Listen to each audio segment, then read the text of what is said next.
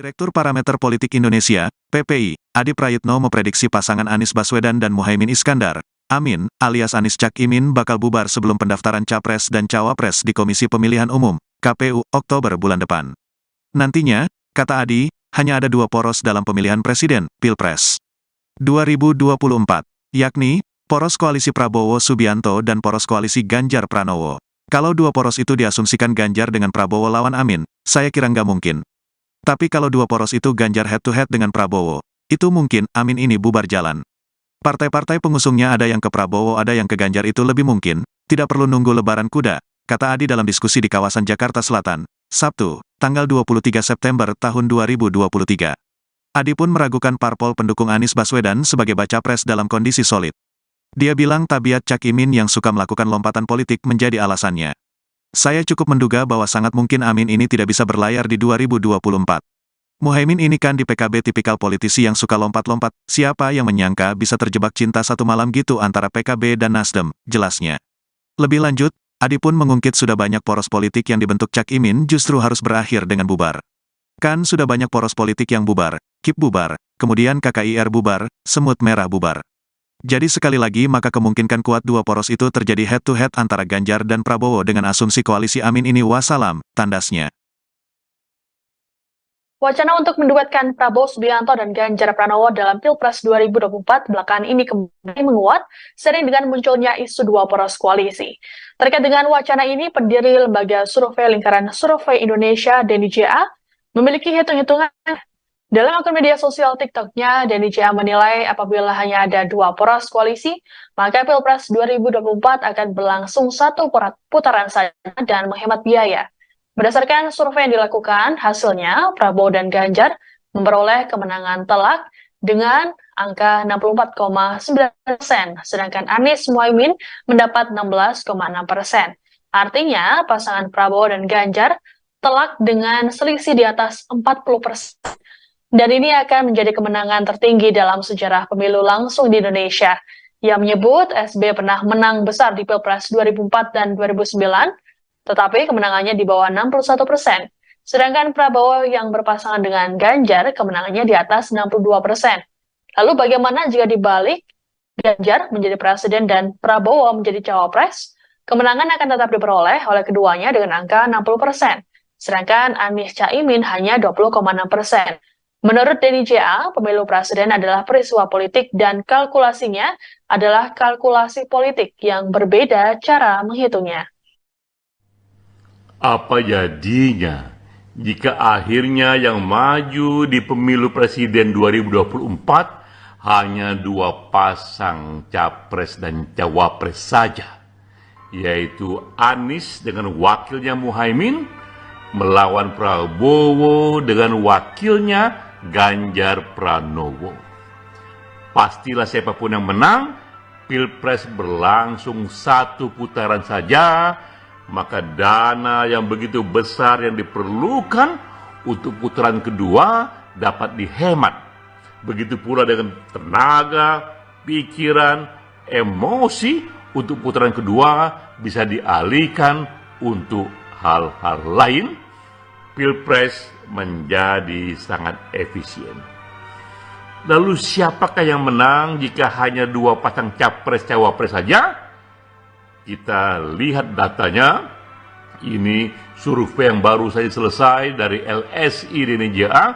bulan September 2023. Maka ini hasilnya.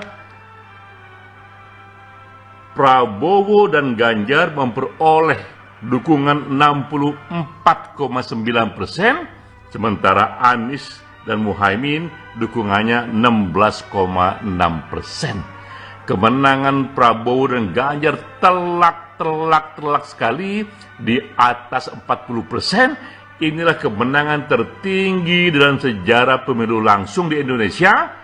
Pak SBY pernah menang besar, tapi kemenangannya di bawah 61%. Sementara Prabowo dan Ganjar kemenangannya di atas 62%. Bagaimana jika dibalik?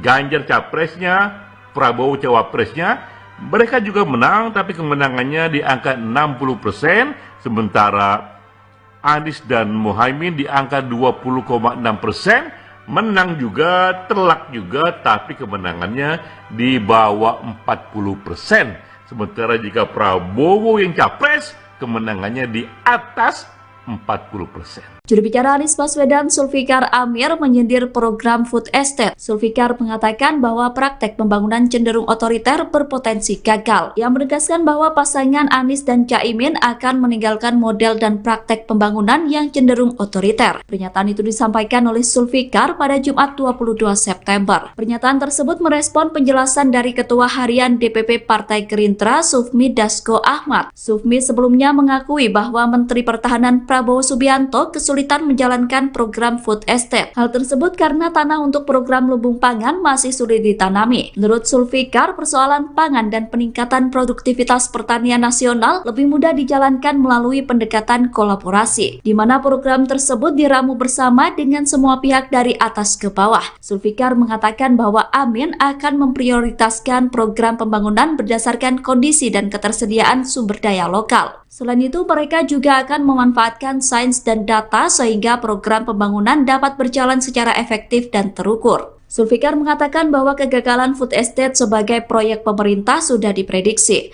Food estate masuk dalam kategori large scale project karena dilakukan dalam skala masif serta membutuhkan sumber daya alam dan finansial dalam jumlah besar.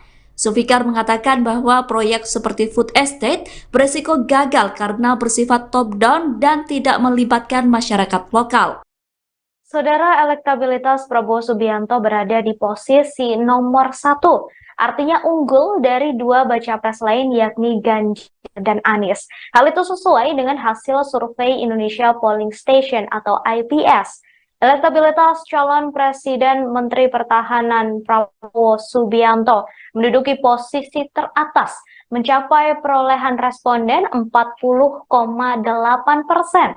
Sementara itu, saudara Ganjar berada di angka 35,9% dan Anies Baswedan di 20,2%.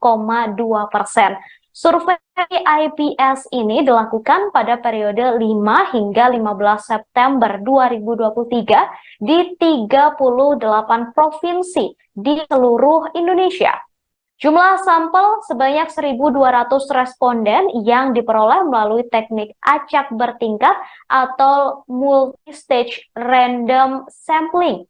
Indonesia Polling Station juga melakukan penelitian survei head-to-head pada dua kandidat capres, yakni Menhan Prabowo Subianto dan mantan Gubernur Jawa Tengah Ganjar Pranowo. Hasilnya, jika ada putaran kedua dan hanya diikuti oleh Prabowo dan Ganjar, survei menunjukkan sebanyak 51,8% memilih Prabowo, sedangkan 39,1% memilih Ganjar.